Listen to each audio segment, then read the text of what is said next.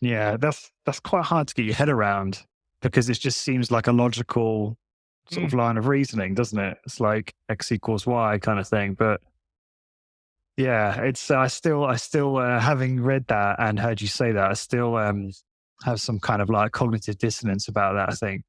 I guess, I So guess one way go ahead. to kind of deal with that cognitive dissonance is clarifying that all I'm saying is we don't know whether it works or not. I'm not saying it doesn't. Like we can't Um, prove it. yeah, and we may actually be in a situation where there is a causal effect, but the effect is very, very, very small.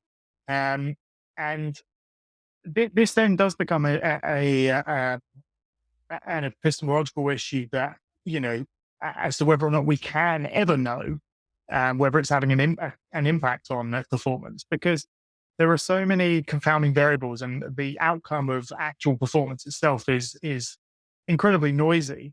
Um, it Yeah. varies on a day to day basis. You know, if we've had discussions before where um, if we're interested in understanding whether a meaningful change has happened, we want to know whether the change is bigger than the day to day variability that you might see in the Mm. outcome measure that you look at. Well, sports performance, actual sports performance is incredibly variable. And it might be far more variable and far more kind of noisy than the causal effect that we're trying to determine from any kind of intervention, such that we'll never know whether or not we've had an impact on it. Absent, you know, huge studies um, to try and sort of like, you know, handle that variance.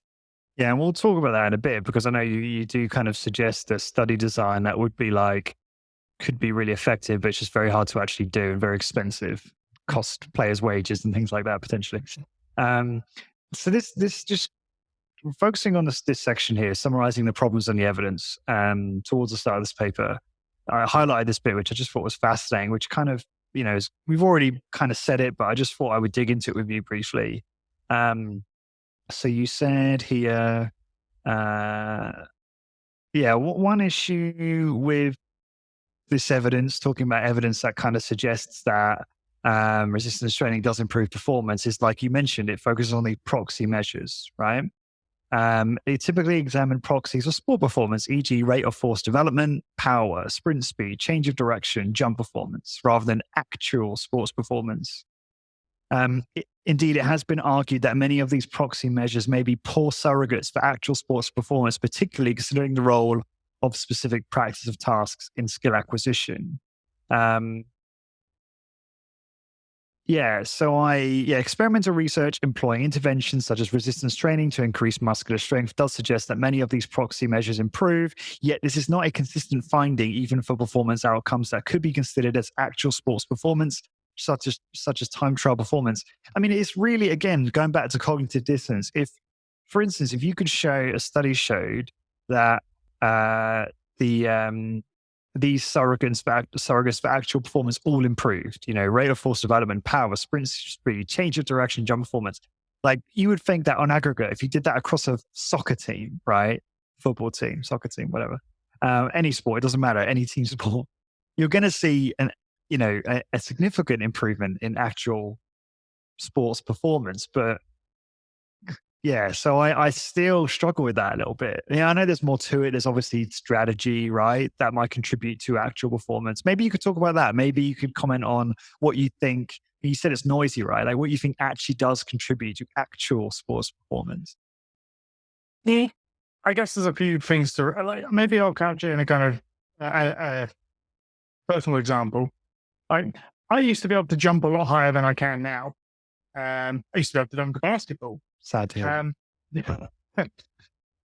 I wouldn't really say, and I'm not collecting any data on this. This is purely based on my perception. But I'm not any better or any worse now not being able to dunk a basketball when playing a bit of pickup ball. So evidently, my jump height reduction has negatively impacted my performance. So you could look at it in the opposite direction as well. Like if you were, and this is something that is worth considering. But how is that? Surely, if you're sorry to cut you off, but I have to at this stage. Surely, if your jump is better, then you're going to rebound better. You're going to be able to jump shoot more effectively. You're going to be able to lay up you're going to be able to lap your the defense more effectively. So that's Maybe. where I, But all of those things yeah, also require a number of other attributes as well. And so the improvement in one, we don't know whether it's having negative impacts on the other, or whether or not, the improvement in that is just so small as to be completely insignificant to the outcome. If my jump height increases by a centimeter, but my timing's still, poor, my anticipation of the rebounds is poor, mm, it's not going to make a difference. that's Um, very true. Timing is everything with those things. Yeah. Yeah, And so the skill yeah. component, I mean, I don't think anyone would argue that the skill component is, argue against the fact that the skill component is the most important Mm, factor. I think what would be debated is potentially the magnitude of benefit to be had from implementing things like resistance training upon performance itself. Um, and this is where I begin to question it even more, because even in studies where we do actually measure actual performance, so the ability when we talk about time trial performance, that includes things like 100-meter race is a time trial. It's how quickly you can complete a distance in a particular amount of time. And even studies looking at, sprint speed as a result of resistance training interventions are very variable in terms of whether or not they show a benefit, whether they don't show a benefit, and how big that benefit is. And so, that's where the actual outcome is the actual performance itself, assuming you're looking at something like, sprinters, or, other time trial athletes. I guess, the only thing you probably say, you could say with some confidence is that if you're a powerlifter, then resistance training probably does improve your performance, your actual performance, because your actual performance is a 1 rep max. mm. But once you start getting outside of that, the evidence becomes more and more kind of woolly.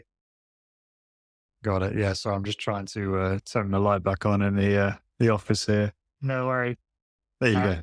Go ahead. we give an example later in the paper where we talk about this plausibility of a faster soccer player, for example. It seems reasonable to go, well, absent everything else, you might win more loose balls or whatever. And if he wins more loose balls, then that might ultimately lead to something else, and so on and so forth, until finally we get to the point where There's so many steps removed. That's the issue, right? As you talk about in the paper, there's so many. Yeah. Okay. I found this absolutely fascinating. This footnote on this page, when you're talking about general adaptation, you say, interestingly, this lack of general adaptation is not limited to physical task performance, but in relation to strength increases. In relation to strength increases, Salah and is that Gobet? Is that how you say that? I think so. Highlight the lack of generality of cognitive adaptation resulting from cognitive training, which is fascinating.